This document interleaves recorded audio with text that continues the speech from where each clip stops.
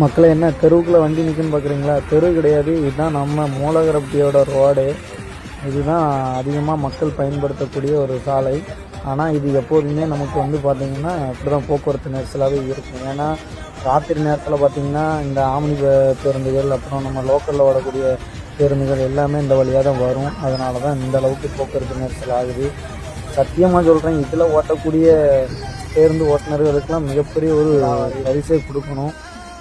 இந்த ராஜலட்சுமி பஸ்ஸு, இப்படி நிறைய பஸ் வரும். 4 ஆம்னி பஸ்ஸு இந்த நேரத்தில் இந்த ரூட்டை கிராஸ் ஆக மாட்டேங்க.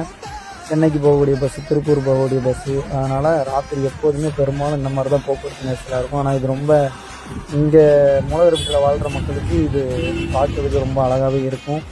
ஏன்னா நாங்குநேரி வட்டாரத்திலே நம்ம மூலவரப்பி மட்டும்தான் இந்த மாதிரி ஒரு பரபரப்பாகவே இருக்கும் எப்போதும். மற்ற ரெட்டியார்பட்டி கூட இதுக்கு அடுத்தபட்சம் தான்.